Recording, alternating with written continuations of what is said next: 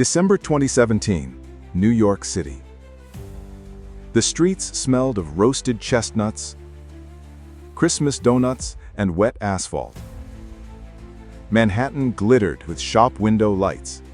Tourists strolled through Bryant Park with cups of steaming mulled wine. And crowds lined up near Rockefeller Center to take photos in front of the giant Christmas tree. But if you listened closely to conversations in the subway or in Brooklyn coffee shops, you'd notice people weren't only talking about the holidays. The main topic was Bitcoin. That December, the price of one Bitcoin nearly hit $20,000. For many, it felt like a miracle. Some called it the gold rush of the 21st century, while others dismissed it as a bubble about to burst. In a Williamsburg bar, people argued, "I invested in Bitcoin back in 2013. Now I'm a millionaire." "You're insane. Tomorrow it'll all collapse and you'll be left with nothing." In Bushwick, apartments looked like tiny server rooms. Students built entire farms of graphics cards to mine cryptocurrency. Neighbors complained about noise and overloaded power lines. Electricians were called every week. Newspapers wrote, "Cryptocurrencies will change the world." Talk shows debated Silicon Valley billionaires. Even cab drivers in Queens advised their passengers, "Buy Bitcoin or you'll regret it later." Amid this euphoria, a new fund appeared, Cole Digital Assets. Its founder, Ethan Cole, was a 32-year-old financier. Once he had worked at a Manhattan bank, but left his prestigious career for an idea: to invest in cryptocurrencies and manage them as the assets of the future. In Brooklyn, inside an old warehouse, he rented a spacious loft. Red brick walls, wooden beams, an open space office for 20 employees. On the whiteboard, written in marker, "Bitcoin to the moon." Ethan raised money from investors. Some gave $10,000, others millions. Everyone believed that with his help, they could make a fortune. The most valuable thing in the fund wasn't cash in safes, but a cold wallet. It was a laptop, never connected to the internet. On it were the keys to the fund's Bitcoin. The total amount, 18,000 BTC. At December 2017 prices, nearly $200 million. Ethan would show the safe to investors and say, "This is the future. We are ahead of our time." Everything changed on the night of December 21. At about 3:15 a.m., the fund's server registered a transaction. When employees arrived in the morning, they saw an empty balance. The CFO went pale, staring at the screen. "Zero. They're gone. 18,000 Bitcoins are gone." On the monitor flashed the words, "Transaction complete." Silence filled the office. Someone dropped a mug, coffee spreading across the floor. Ethan buried his face in his hands. "This can't be happening." They tried to access the system, but the keys were useless. The transaction had already gone through the blockchain, and the coins were being scattered across hundreds of wallets. When police were called, FBI agents and NYPD's cybercrime unit arrived. They immediately noticed this wasn't an ordinary theft. Security cameras recorded a man in a black hoodie. He walked in calmly, as if he had a pass. In the visitor log, the name read, Michael Bloomberg. Everyone knew it was fake. On the server, they found a file called Windows Update. It turned out to be a Trojan that intercepted passwords and keys. The CFO admitted A week earlier, he had received an email, supposedly from Microsoft, asking to install an update. He had done it without checking. FBI agent Martin Hayes said this was a carefully planned hack. Someone had been waiting for this moment for months. By noon, the news hit the media. Newspapers ran headlines. $200 million in Bitcoin vanishes in Brooklyn. TV channels showed images of the office surrounded by police cars. Investors bombarded Ethan's phone. "You stole the money! Give back our savings!" In Brooklyn cafes, everyone was talking. "See, I told you Bitcoin's a bubble." "No, this proves crypto is valuable. If it's worth stealing, it's worth something." Journalists camped outside the office. Ethan tried to give interviews. "If anyone has seen or knows anything, please help us find the perpetrators." But viewers noticed one thing. There were no tears in his eyes, no panic. By evening, crowds gathered outside the office. People held signs, "Where is our money?" Journalists went live, calling it the biggest cryptocurrency theft in New York history. While the city celebrated Christmas, in one old warehouse in Williamsburg began a story that would soon be called the Brooklyn Ghost. The FBI immediately began analyzing transactions. But this wasn't a simple money transfer. Each coin was split into hundreds of pieces, routed through so-called mixers, then recombined and sent to new addresses. To the ordinary user, the blockchain seemed transparent. All transactions were visible. In reality, thousands of small transfers turned the money's path into a labyrinth. One analyst said, "This isn't amateur work. Only a genius or a team of geniuses could design this." For weeks, agents tracked the coins. Then they noticed something strange. Part of the Bitcoin ended up linked to a loft purchase in Brooklyn. The documents bore the name Adrian Vega. Adrian Vega, 28 years old, born in Puerto Rico, moved to New York as a student. Studied computer science at NYU, but dropped out in the final year. Worked as a freelancer, setting up networks, fixing computers, writing small programs. Neighbors knew little about him. In an old industrial building converted to apartments, he occupied a corner loft. The windows were covered with heavy curtains. At night, blue light from monitors glowed and fans hummed. A downstairs neighbor complained. "Something was constantly making noise. I thought it was the AC, but in winter?" Another woman said, "I hardly ever saw him. Sometimes he'd go out at night for energy drinks." When agents went to the address, no one was inside. Everything looked as if someone had packed up in a few hours. On the table, only empty coffee cans, a few motherboards, and burnt-out hard drives. Cables hung from the ceiling. Sheets of paper with diagrams and snippets of code were pinned to the walls. Adrian himself was gone. But in a dumpster nearby, they found an old laptop. It contained a program called Hydra. The program was unique. It created hundreds of wallets, transferred coins between them, mixed them, and complicated the transaction chain. Every operation happened automatically and couldn't be stopped. The FBI admitted, "We've never seen anything like this. This isn't a simple theft. It's a new level of cybercrime." Journalists picked up the story. In December 2017, front-page headlines read, "The Brooklyn Ghost stole $200 million in Bitcoin." Cyber Phantom haunts New York.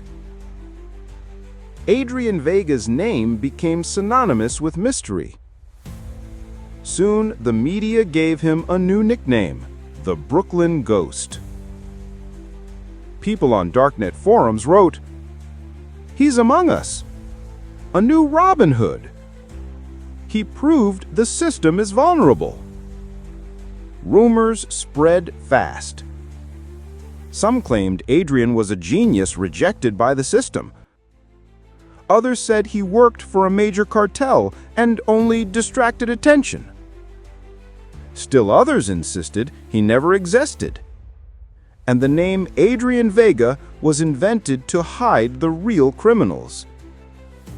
But everyone understood one thing. The man who stole $200 million with a single move had become a legend.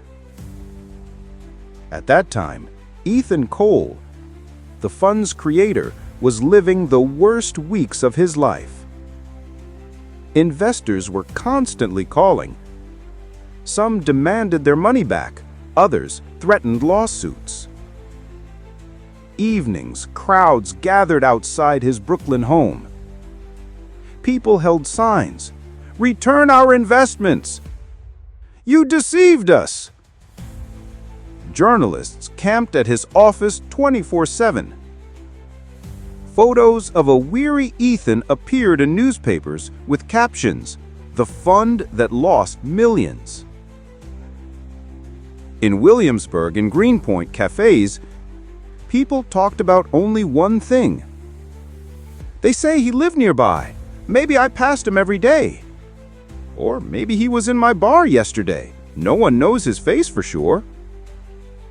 In pubs, toasts were made, "To the Brooklyn Ghost, may he rob the rich." But other voices spoke out, "Do you realize he ruined hundreds of lives? There were retirees who invested their life savings." The FBI released new information. Adrian left the apartment on December 20. Cameras recorded him near Bedford Avenue subway station. After that, his trail disappeared. He vanished as if dissolved into thin air. This is why journalists called him the Ghost. By January 2018, New York lived a double life. On the streets, the holidays shone and store windows glittered. But in basements and offices, FBI agents were chasing the shadow of a man who could change history with a single click. February 2018. Almost 2 months had passed since the theft. Newspapers no longer wrote about the stock market or crypto startups. The main topic was him, the Brooklyn Ghost. It seemed his legend had spread beyond the city. He was discussed on talk shows in Chicago, written about in Los Angeles magazines. Even European articles ran headlines like, "The Brooklyn Ghost, Cyber Criminal or Visionary?" For the FBI, it wasn't just a theft investigation. It had become a matter of reputation. A team of analysts in New York tracked the transaction chain. They saw the Bitcoin split into thousands of parts sent to various countries: Japan, South Korea, Eastern Europe. Some coins ended up on darknet markets, exchanged for drugs and weapons. Others went through Asian exchanges. But every time agents tried to reach the final recipient, the chain broke. One agent said, "He's playing chess with us, and he's always one step ahead." In March, an unexpected breakthrough occurred. One of the Ghost's wallets accidentally glitched. The transaction passed through a VPN, but for a second, the network revealed a real IP address: a Brooklyn cafe. Agents arrived immediately. The cafe owner said, "IT guys often come here." Who exactly? No idea. all with laptops. The FBI set up cameras and Wi-Fi surveillance. But the ghost never returned. A week later, agents intercepted a letter. It was encrypted, but part of the text was recovered. To be free soon. Recipient unknown. Sender, one of the servers linked to the Hydra program.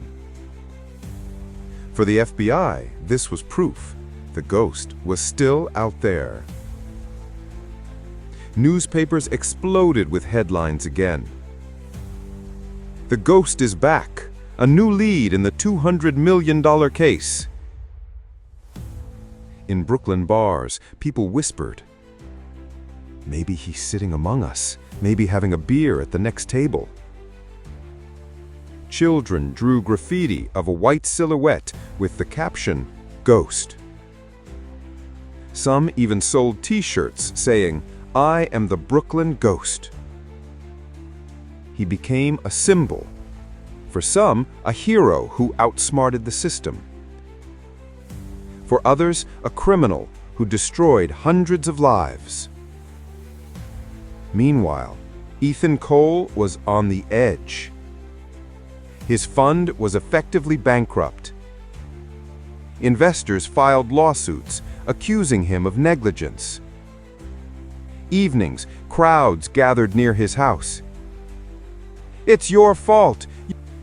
You let a virus into the system. You're covering for the ghost." Ethan avoided the press, but once in an interview, he broke down. "Yes, we lost money, but this man, he's a genius. If he's not stopped, he could destroy trust in the entire country's financial system." On the internet, rumors grew. Some claimed the ghost worked for Russian intelligence. Others said it was a CIA operation.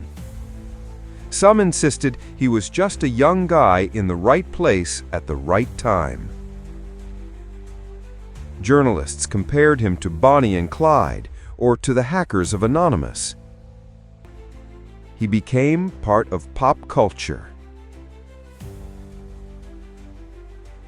April 2018.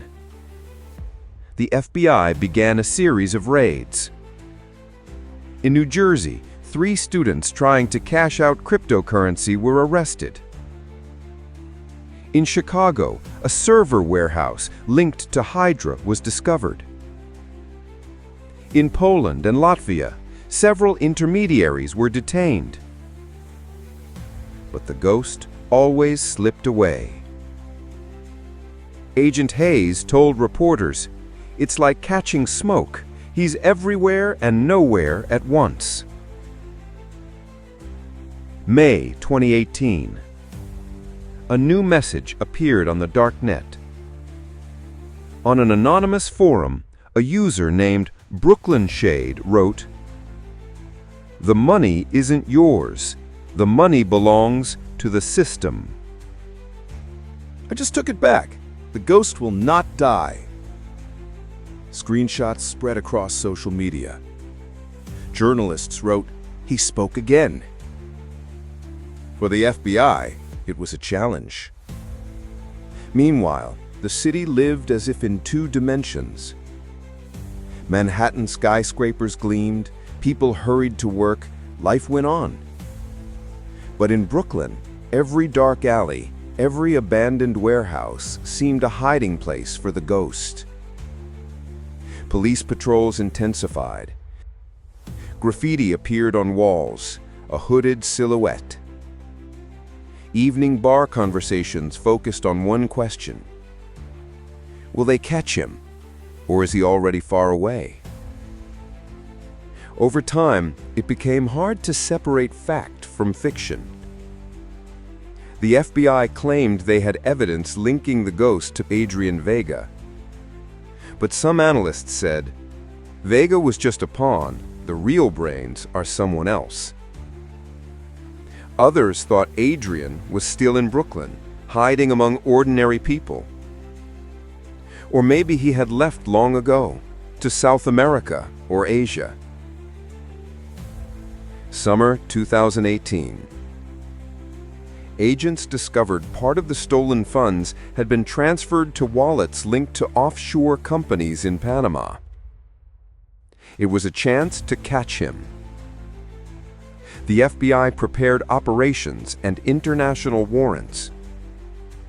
But when they reached the addresses, the companies were empty. Offices rented under fake names, documents falsified. The ghost was once again a step ahead.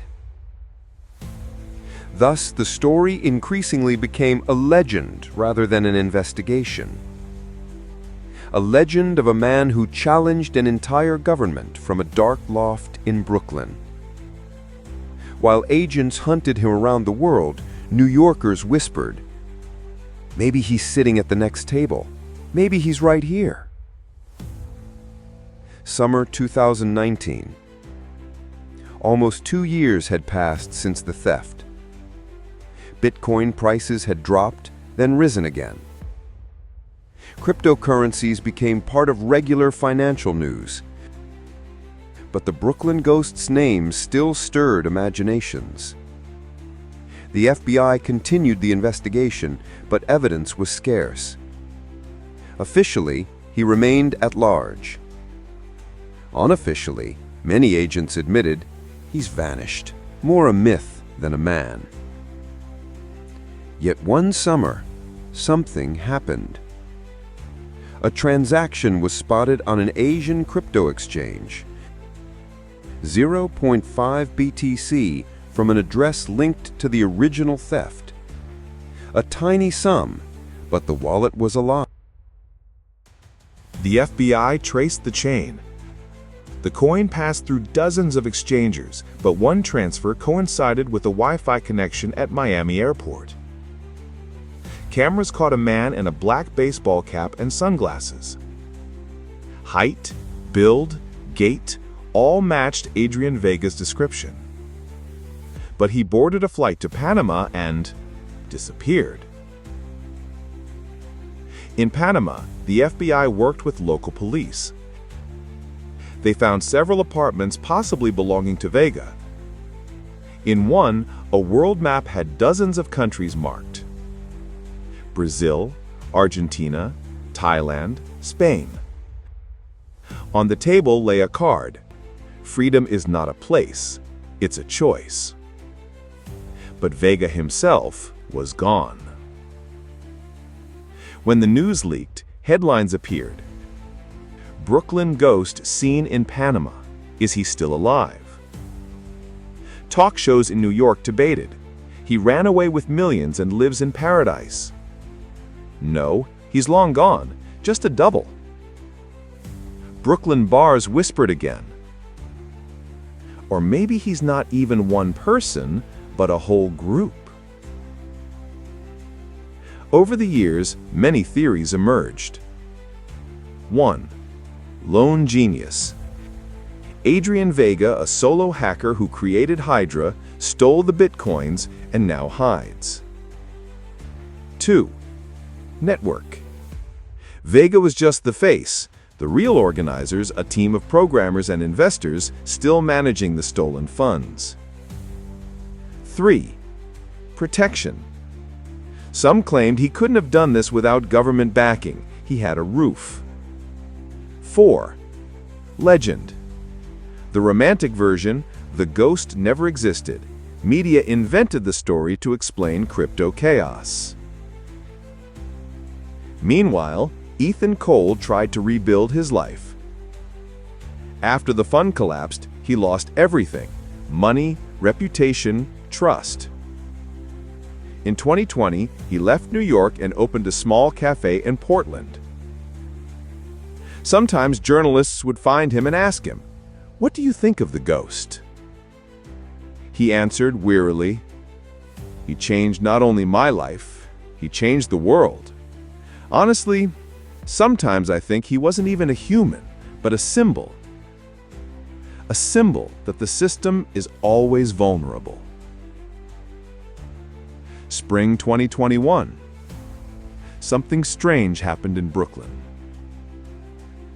A photographer posted an Instagram photo. In front of graffiti reading "Ghost Lives" stood a man in a hoodie. Followers wrote, "It's him." No, just a random guy. But the photo went viral with the hashtag Brooklyn Ghost. Today, no one knows where Adrian Vega is. If alive, he's just over 30. If dead, millions in Bitcoin still sit in wallets. The FBI officially continues the case, but unofficially admits chances are slim. Investors have long accepted their losses, but the legend lives on. In Brooklyn cafes, you can still hear people talking. Maybe he's sitting at the next table. Maybe he lives among us. And every time a major crypto exchange is hacked, comments say the same thing. It's him again. The Brooklyn Ghost has returned.